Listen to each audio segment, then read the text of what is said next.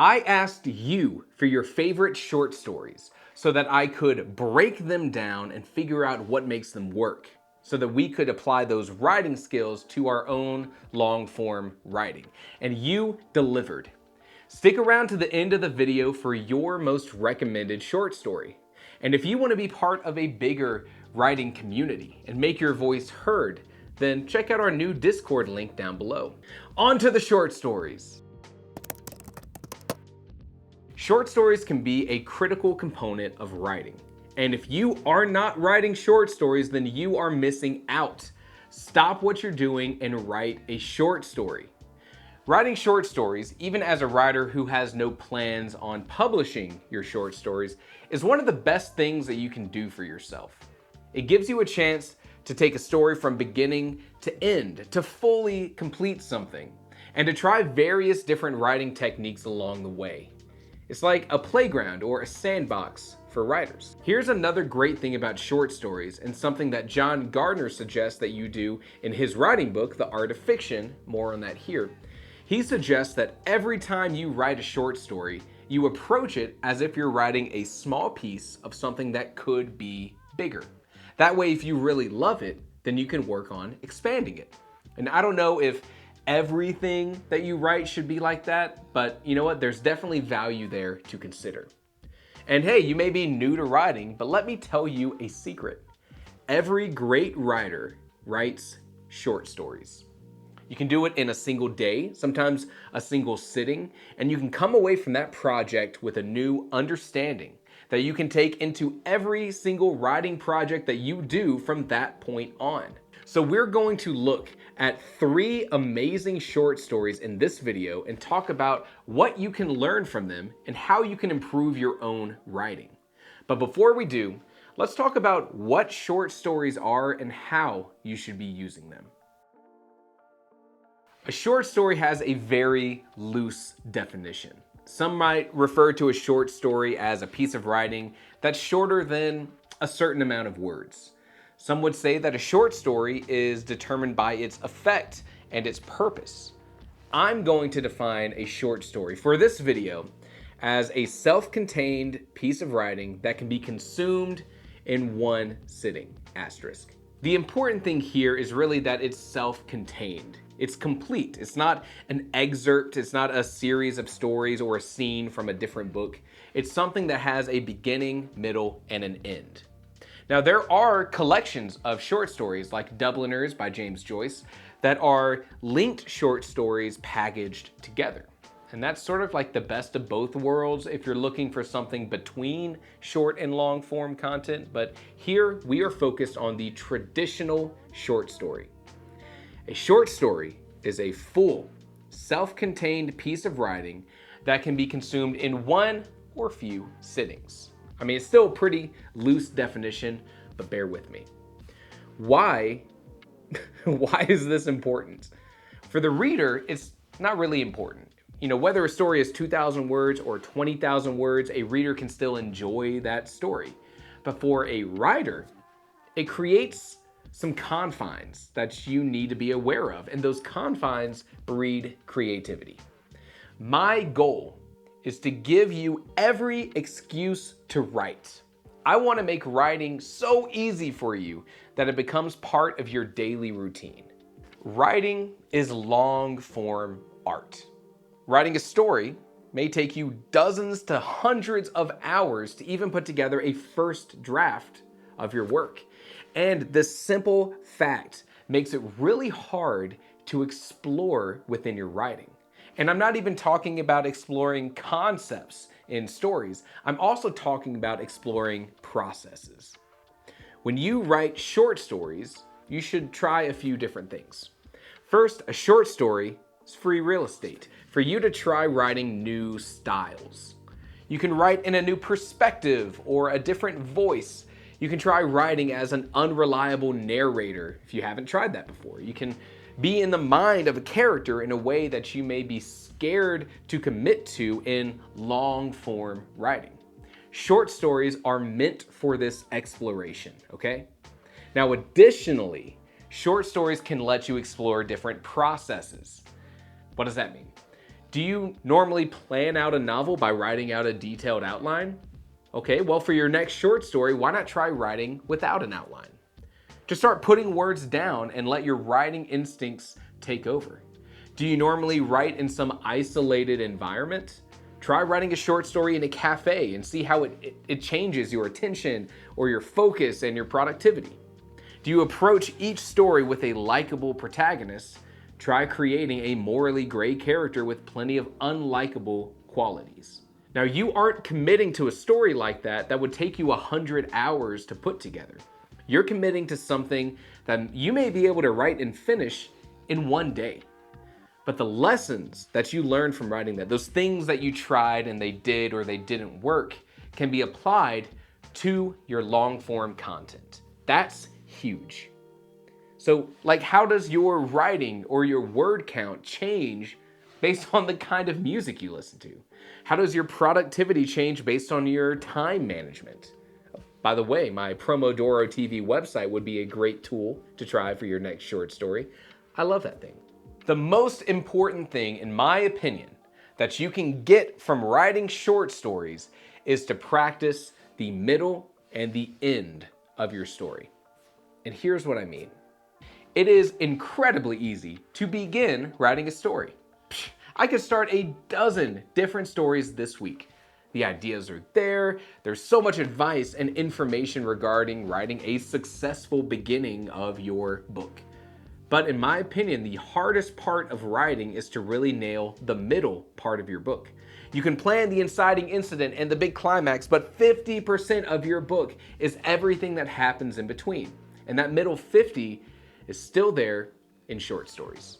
Practice laying out the foundation for a satisfying conclusion with your short stories. In looking for great short stories to break down and analyze, I asked you to help. And in return, I got so many short stories that I've never even heard of.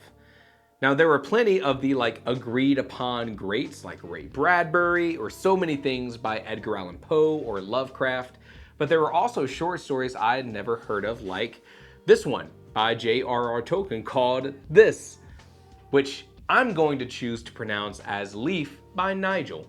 That's what we call a pro gamer move. Now, this is sort of like an honorable mention here, mostly because this story is something that I think all writers can relate to. It's a beautiful story written in like that classic prose of Tolkien, and it's of an artist who's obsessed with this vision of a painting in his head, but he's unable to fully bring it to reality. Life gets in the way of his work, he helps others, and finally he's pulled away from his work and into the afterlife. And here he sees that work in his mind come to life as it was in his head, and he is mesmerized by it. And if you are a writer, you will relate to Nigel. Check that one out. It's in the link below. So let's start with the 3 great short stories. The first thing that I noticed with so many lists of great short stories is that horror reigns supreme.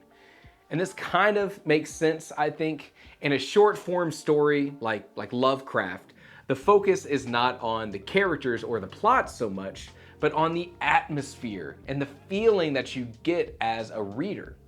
Lovecraft reads like you're experiencing the surreal nightmare of a madman, like with The Outsider.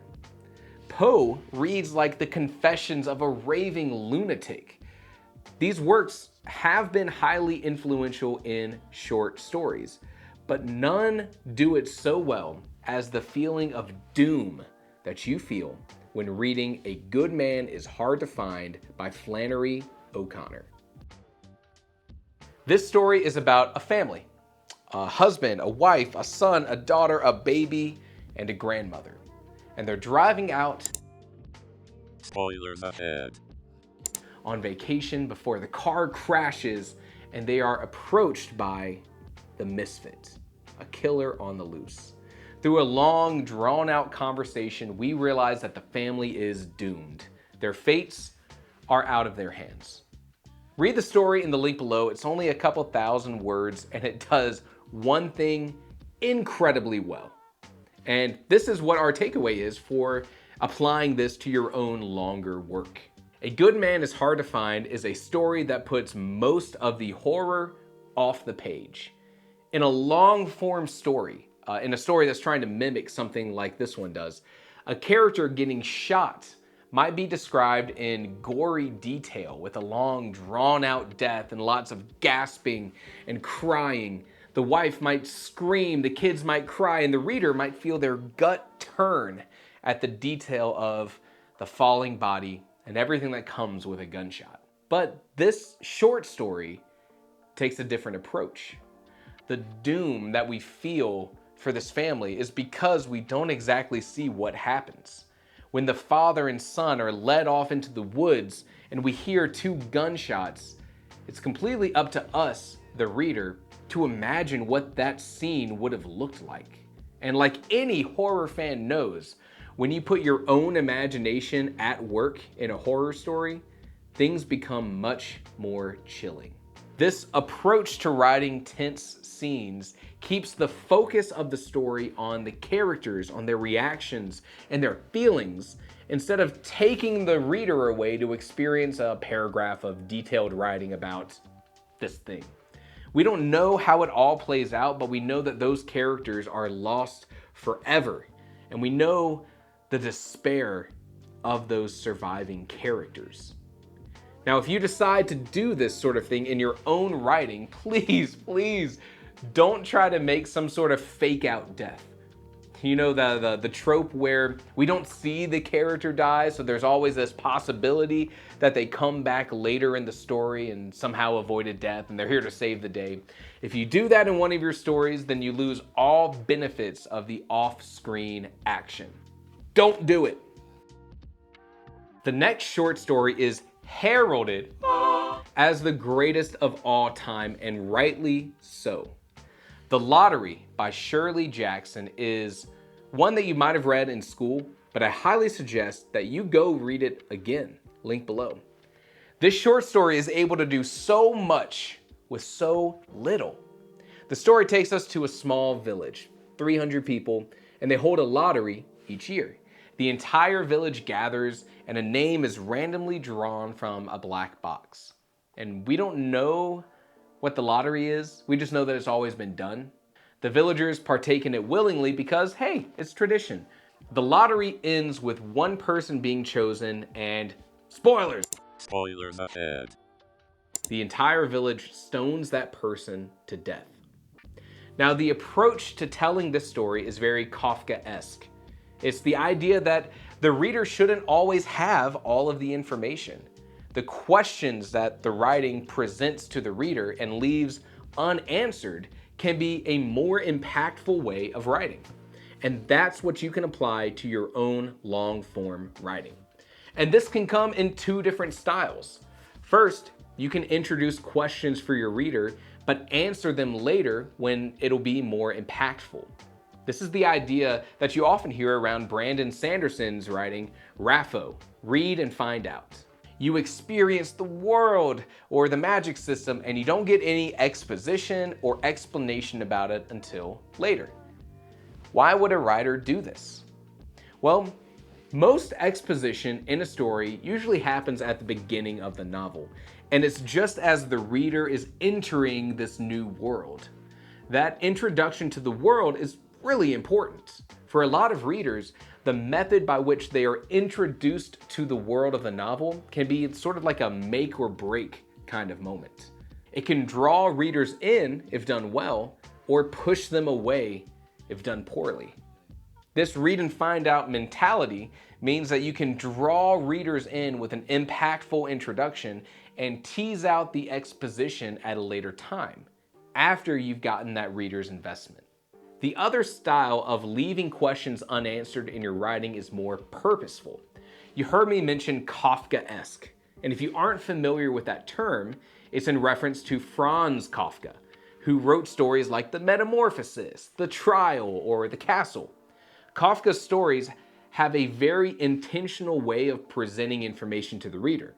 Mostly, they leave the reader in the dark. And my favorite of these is The Trial, where our main character, Joseph K., is arrested for a crime and put through all kinds of processes without the reader or Yosef ever knowing what he did. This sort of ambiguity, not understanding why this is happening, is the core trait of Kafkaesque writing. When this style of writing is done well, it makes the reader feel small, insignificant, and like they've lost control.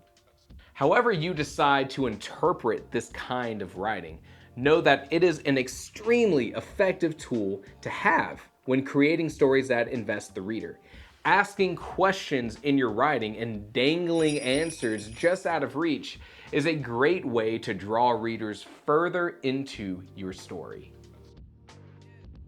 Wow, The Yellow Wallpaper by Charlotte Stetson is a masterclass in short stories. I had never read this until researching for this video and receiving your recommendations, so hey, thank you. The Wallpaper was written in 1892 and it follows a woman who is locked away in an upstairs nursery of a mansion following her husband, the physician, diagnosing her with temporary nervous depression and claiming that being put in this room with no other stimulation would be the best way to improve her health. We experienced the story through the narrator, this woman, writing in her journal in secret. Now, I suggest take 10 minutes and go read it yourself. The link is down below. Oh, hey, while you're down there, subscribe. I'm going to spoil some details moving forward. Spoilers ahead. The short story really is a masterclass of the form. Not only is it a tense story that follows a character into madness, it uses societal elements of the time to full effect. Our narrator is gaslit time and time again by her husband. Our narrator expresses time and time again that she thinks she would overcome her illness quicker if she could exercise, be around others, and stimulate her mind. And time again, she is put down as overreacting. What this story does best is something that I call this to that. I hope that was the right direction. It's the kind of writing, almost exclusively done in first person, that showcases the changing mindset of a character. Now hold on, I just want you to know, this is not something that's just done in horror. This to that is a tool to use when you need your character's narration to slow down. All right, I didn't know it was gonna turn out like that, but it's so freaking funny to me, I'm gonna leave it in. But it's so weird sounding. So I acknowledge that, you acknowledge that, we can all move forward. To a crawl and focus on something. This to that is starting a piece of narration about something general and slowly shifting the focus of the narration until it is completely obsessed with something else. Imagine a romance where a character walks into a party, the writing detailing the environment and the music and the dancing before our character notices, hey, the love interest.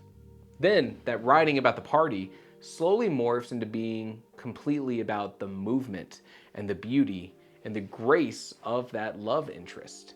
It shows our character's love at first sight moment, how time slows down and how nothing else really matters. Now, this can be done at varying degrees, but Charlotte Stetson does it perfectly here. And of course, this is not a romance short story. This is a thriller, a horror. In multiple passages from the short story, the narrator begins discussing something about her predicament, but the narration returns and sticks to the yellow wallpaper around the room until it completely dominates the narration, and due to our first person perspective, it dominates the mind of our character. I liken this writing effect to that thing that movies might do, and I'm trying to find an example, where a character slowly zones out of a conversation and focuses on a detail. And while this happens, the sound around the character fades out and is replaced by white noise or a ringing sound or something. Oh, until they're brought back to reality. You may have noticed something about these short stories. All of these short stories were written in the mid 1800s to mid 1900s. And I refuse to believe that there aren't phenomenal short stories being published today. All of these are just the short stories that have been publicly available for free for decades. And so people have been able to talk about and study them. But do you know of any great short stories that are more modern? Let me know below, and I would love to explore those more. If you like content like this, breaking down stories, if you like content like this, breaking down stories, then like this video and subscribe. I love making content like this, and I want you to be able to learn with me. Follow this channel for more content, join our Discord to be involved in a bigger way, and as always, thank you for watching.